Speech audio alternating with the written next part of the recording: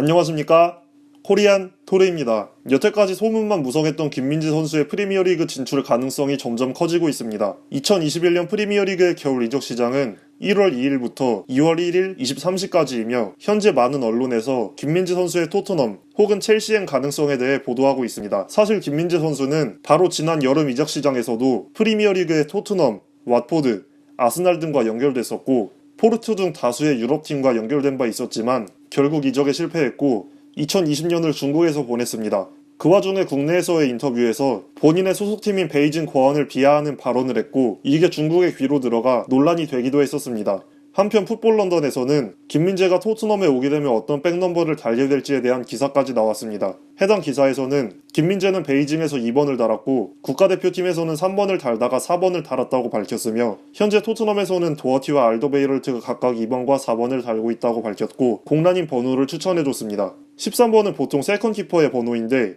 마이클 봄이 지난 여름에 팀을 떠났기 때문에 현재 공란인 상태입니다. 박지성 선수의 백넘버와 같네요. 카일 워커 피터스가 사우스햄턴으로 이적하면서 16번도 공란인 상태라고 밝혔습니다.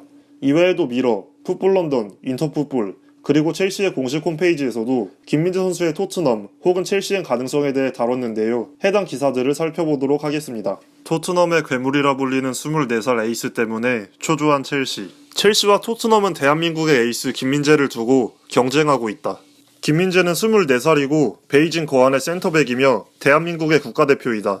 2017-2018년에는 전북 현대에서 K리그를 2차례 우승한 바 있다. 키는 190cm이며 수비에서 압도적인 존재감으로 떠오르는 스타다. 수비력 발전소 같은 그의 별명은 괴물이다.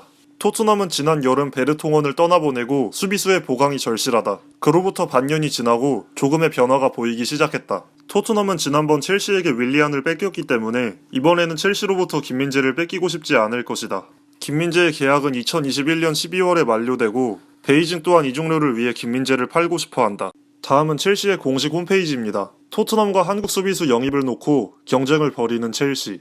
첼시는 토트넘이 관심을 보이고 있는 한국에 고평가 받고 있는 수비수 김민재의 영입 경쟁에 참전했다.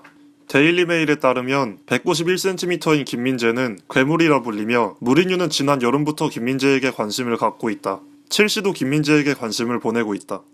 다음은 미러지의 보도입니다. 첼시를 꺾고 괴물 김민재를 영입하기 위해 예산을 준비하는 토트넘.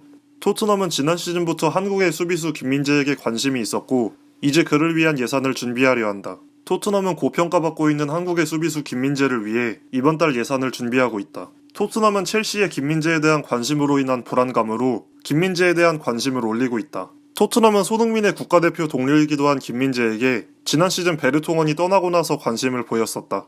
첼시의 참전으로 토트넘은 진행에 박차를 가하고 있다.